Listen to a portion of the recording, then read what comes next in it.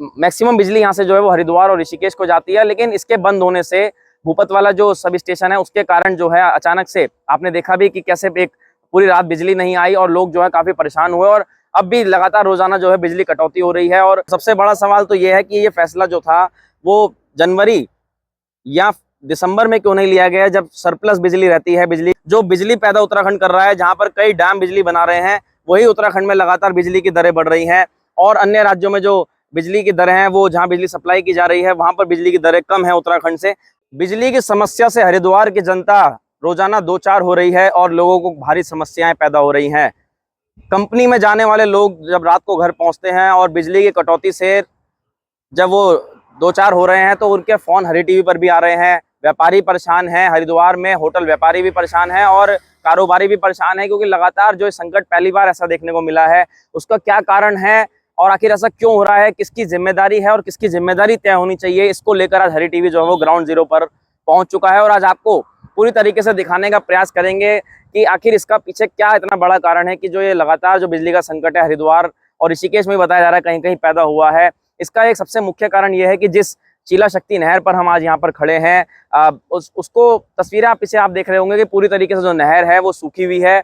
इसमें जो है शटडाउन लिया गया है, पानी जो है इसमें रोका गया है पूरी तरीके से, और ये काफी गहरी भी आपको दिखाई दे रही है। तो पहले तो अपील कर दे कि जो लोग यहाँ पर मौज मस्ती करने आते हैं वो आज देख ले कि ये कितनी गहरी नहर है और इसको मजाक ना समझे। और अब जो मेन मुद्दा है हमारा, जो बिजली कटौती बड़ा मुद्दा है, और उसको लेकर क्योंकि चीला पावर हाउस जो बताते हैं सूत्र बताते हैं कि ये लगभग 140 मेगावाट की इसकी कैपेसिटी है, लेकिन अभी ये फिलहाल 90 मेगावाट के आसपास जो है वो बिजली उत्पादन कर रहा है। कुछ ऊपर नीचे हो सकता है परसेंटेज, लेकिन मैक्सिमम बिजली यहाँ से जो है वो हरिद्वार और ऋषिकेश को जाती है। लेकिन इसके बंद होने से भूपत वाला जो सब स्टेशन है उसके कारण जो है अचानक से आपने देखा भी कि कैसे एक पूरी रात बिजली नहीं आई और लोग जो है काफी परेशान हुए, और अब भी लगातार रोजाना जो है बिजली कटौती हो रही है। और गर्मियों के सीजन में जब पारा जो है वो 40 के आसपास छू रहा है और इसको पार करने की संभावनाएं भी अगले कुछ दिनों में, और गंगा दशहरा जैसा बड़ा स्नान जब हरिद्वार में आएगा तो ये अपने आप में बड़ी समस्या पैदा होगी। और चारधाम यात्रा इस समय चरम सीमा पर है, हजारों लाखों श्रद्धालु हरिद्वार पहुंच रहे हैं। होटल में जब वो रुकते हैं तो वो कुछ शिकायतें ये भी आ रही हैं कि एसी ना चलने के कारण वो जो है होटल व्यापारियों को पैसे कम देकर जा रहे हैं। तो ये आप देख सकते हैं तस्वीर में आपको जो दिखा दे किस तरीके से यहाँ ये रोड भी चल रही है। और ये जो है आज हम आपको दिखाने के लिए पहुंचे थे कि आखिर ये जो समस्या अचानक से पैदा हुई है इसका क्या कारण है, क्यों ये जो शहरी क्षेत्रों में बिजली की कटौती है। उसका सबसे मुख्य कारण ये है कि जो हरिद्वार ऋषिकेश जो चीला नहर है इसका मेंटेनेंस का कार्य चल रहा है। कहीं कहीं नहर में सीपेज भी है, मतलब पानी का रिसाव था उसको भी जो है देखा जा रहा है, चेक किया जा रहा है, क्योंकि बरसात का मौसम आने वाला है। और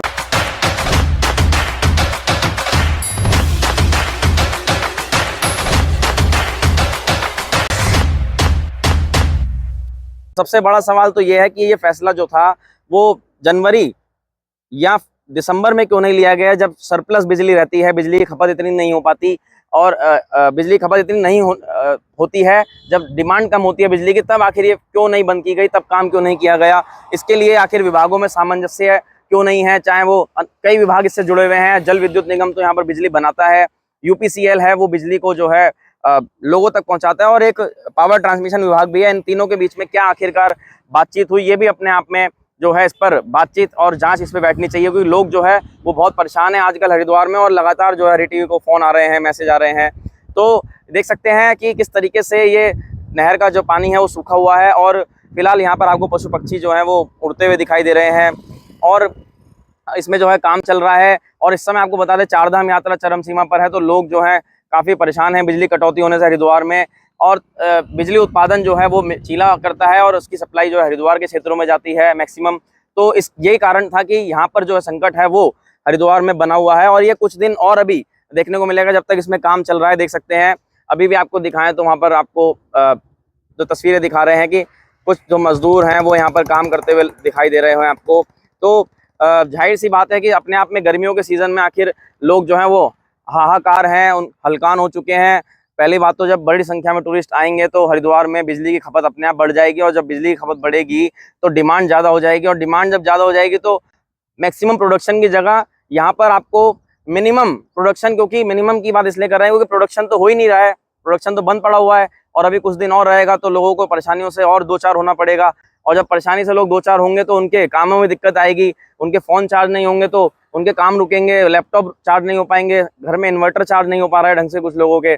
तो ये अपने आप में समस्या है। आज हरी टीवी जो था ग्राउंड जीरो से लगातार आप लोगों के मुद्दों को उठाता हुआ आ रहा है और इस मुद्दे को भी जोर शोर से आज उठाया है। आशा है कि आप इस खबर को जो है शेयर करेंगे और मुख्यमंत्री पुष्कर सिंह धामी भी इस खबर पर जरूर संज्ञान लेंगे कि आखिर उत्तराखंड में ये चल क्या रहा है, क्योंकि कई जगह तो आग लग जाती है तो वहां पर शिकायतें आती हैं लापरवाही की। अब इस जगह जो है ये एक सबसे बड़ी जो है समस्या पैदा हो गई है कि आखिर ये किसका फैसला था इसको गर्मियों के सीजन में बंद करने का, जब चरम सीमा पर लोगों की डिमांड होती है बिजली की और जब चरम सीमा पर चारधाम यात्रा है वो चल रही है। तो आज खास खबर को लेकर आपके बीच में चीला शक्ति नहर से जुड़े हुए थे। कुछ अगर आपको और जो है समस्या आ रही हो तो वो भी कमेंट बॉक्स में हरी टीवी को जो जरूर बताएं, उस मुद्दे को भी जोर शोर से उठाने का पूरा प्रयास करेंगे। और सबसे बड़ी बात ये भी है इसमें एक कि बिजली उत्पादन करने वाले उत्तराखंड में ही बिजली की सप्लाई नहीं हो पा रही है, ये भी अपने आप में एक हास्यास्पद बात है। और दूसरी तो ये कि कुछ दिन पहले आपने खबर पड़ी होगी कि उत्तराखंड में बिजली की दरें बढ़ गई थी। जो बिजली पैदा उत्तराखंड कर रहा है, जहां पर कई डैम बिजली बना रहे हैं, वही उत्तराखंड में लगातार बिजली की दरें बढ़ रही हैं। और अन्य राज्यों में जो बिजली की दरें हैं, वो जहां बिजली सप्लाई की जा रही है वहां पर बिजली की दरें कम है उत्तराखंड से।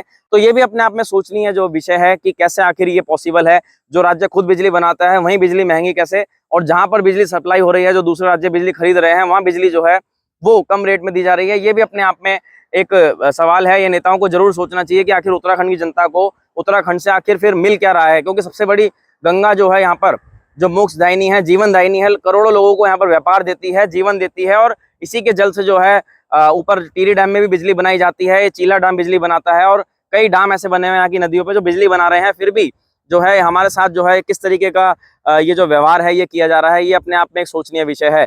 तो आशा करता हूँ ये खबर को आप जरूर शेयर करेंगे और जो ये लगातार हरिद्वार जैसे जो सबसे बड़ा हब है पर्यटकों का, श्रद्धालुओं का उत्तराखंड के अंदर, और चार धाम को जो शुरुआत जहाँ से होती है वहाँ पर ऐसी बिजली की समस्याएं हैं। तो आज हमने आपको जरूर सोचा कि इसको दिखाएं। पौड़ी में इस समय मौजूद है चीला डैम में, और कई इस डैम से जुड़ी हुई तस्वीर आपने इससे पहले भी मामलों से जुड़ी हुई देखी होंगी कि कैसे यहाँ पर जो है लोग जो है यहाँ पर किसी की कार गिर जाती है, वो भी अभी एक कार मिली है, उसकी भी खबर आपको हम दिखाएंगे। तो फिर मिलते हैं किसी अगली खबर के साथ, अब तक आपका बहुत बहुत धन्यवाद।